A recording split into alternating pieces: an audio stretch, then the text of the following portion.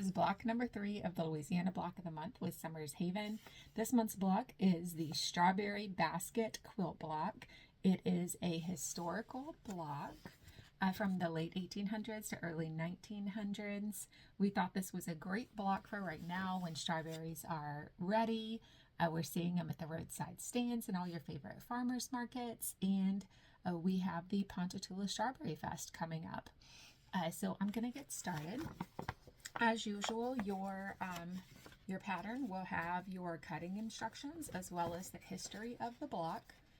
And so I have already cut my pieces, and you see those here.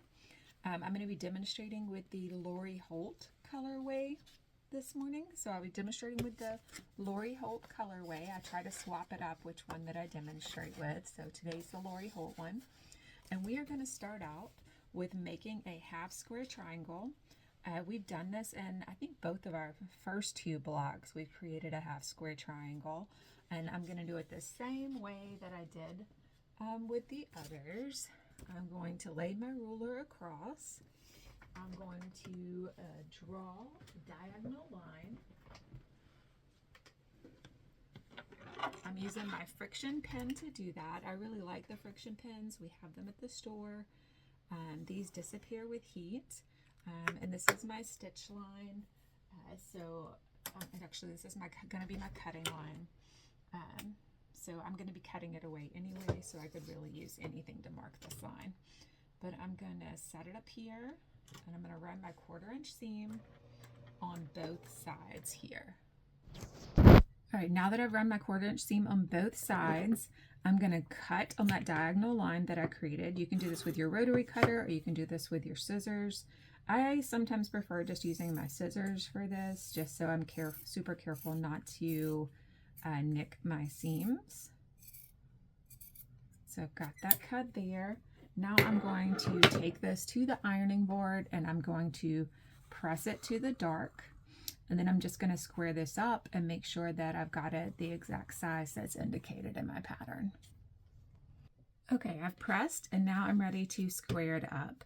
So I have a ruler here, a square ruler that has the 45" markings on it. So I'm just going to square this up and make sure that I've got it the size indicated in my pattern.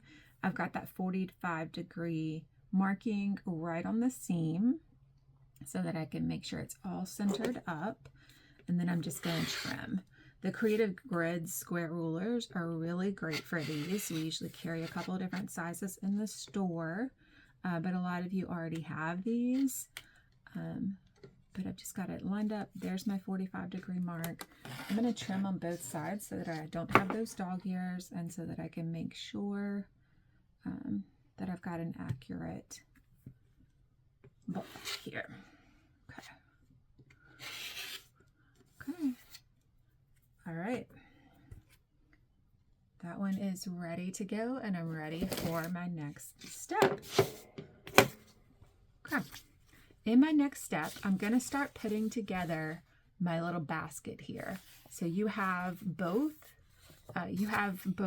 like a list of rows of what should be on each robe, and you also have a little image there to help you get these laid out. And so I'm going to take my squares. You'll notice in this, with something that's different this month, is that we gave you 2 different medium fabrics. I will say in the Posh one of the mediums is really more of a dark, but it works really well.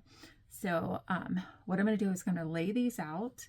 And I'm going to lay out on the first row, I'm going to lay out a light. I'm going to lay out a medium. I think I'm going to use the red. A light, a medium, a light, a medium, and a light. So the first row has 4. Then my next row, 5. 1, 2. Actually, the first row has 6. Goodness. Not counting this morning. The first row should have 6. The second row will have 5. And you can lay out your colors however you like for this. You're just going to kind of mix those up. You also have enough of each of the mediums that if you decide for this to just be one of the medium colors, you could definitely do that too. So in this particular one colorway I'm using right now, the Lori Holt, you could actually make all of these red if you wanted to. We just kind of liked how it looked to have two different colors in it. But that is totally up to you. This is your block. You're the boss of your quilt. So my second row has 4. I'm always going to start with a light on each of the rows and then alternate. Okay, 2. And then the next row will have 2. There. And then the last row is just 1 light. All right, now that I've got these laid out, I'm going to stitch these all together, each row with a 1/4 inch seam, and I'll come back after I've done that. Okay, I've got each of these rows stitched together now. So I'm going to take these to the ironing board and I'm going to press them, but I'm going to alternate the direction of the seams. So like with this first row, the seams will be pressed to the left, the second row to the right, left, right. And that's so when I come back to connect all of these rows together, I'll be able to nest those seams and get a nice flat seam. Okay, I've got those pressed and I'm ready to start sewing my rows together. So I'm going to nest those seams together by just butting up where I've pressed them to the left and to the right. I'm going to put a pin in each of those connections there where I've nested them up. And then I'll stitch this with a 1/4 inch seam. And I'll do this with each of the rows until I've connected them all into one big piece, one big unit. So I'll pause while I do that and I will be right back with all of these rows stitched together. Okay, I've got all of the rows stitched together. So you can see I've got like a big triangular shaped unit here.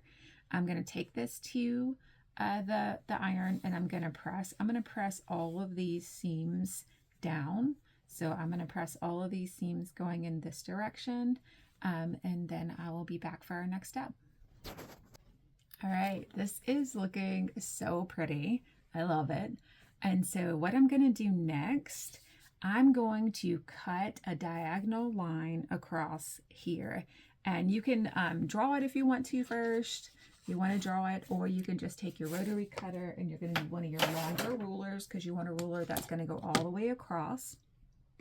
And you do want to make sure that when you're cutting this, that you're leaving a 1/4 inch below your berries in your basket here, because you don't want to lose your points on your berries in your basket. So I'm going to line it up carefully. And if you want to, you can choose to, what I found best is you can see right here where in these little points here where it's coming together, I found that that's really the best, kind of the sweet spot. Let me show you, I'll get it closer. If you line up your ruler right here on where these points are coming together and cut across there, I found that that's sort of the sweet spot to not lose your points in this particular block. So I'm going to line it up there and I'm going to cut up. When I'm doing these demos, I use a very small mat, so I've got to get it positioned just right.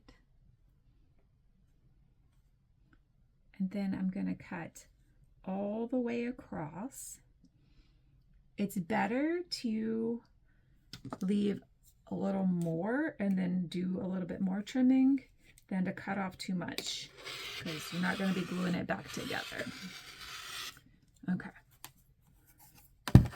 All right, so I've got those trimmed off. I've got a straight line now all the way across. And now I'm done with my top basket unit. And I'm ready to start assembling my bottom basket unit. Okay, we made this in our first step. This was our half square triangle that we made. So now we're ready for that piece. And we are going to just start assembling this bottom piece. This was really the only prep for this bottom basket unit. So I've got my half square triangle that we made to begin with. And I'm going to take one of my big rectangles of background fabric that I cut. I'm going to attach it here. And then I've also got a square of my dark and my other rectangle. So I'm going to attach these 4 pieces into one big unit for my bottom basket unit. So I'm going to start here with this one, and I'll stitch it with my 1/4 inch seam.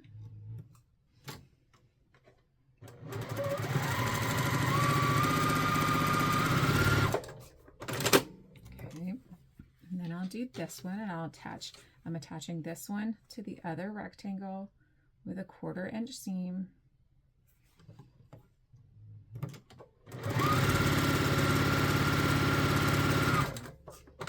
Okay.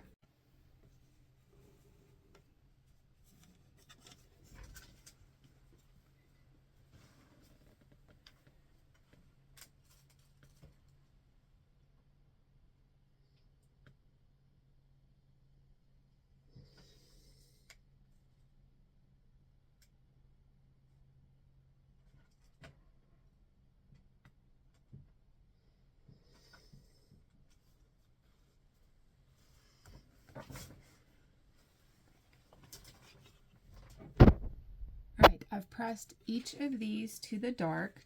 I've connected here and I've connected here. And I've pressed each of these to the dark. And now I'm going to stitch them together with a 1/4 inch seam. And I'm doing the same here that I did previously. I've got it. I'm going to pin it here, nest the seams, and then I'll stitch it with a 1/4 inch seam.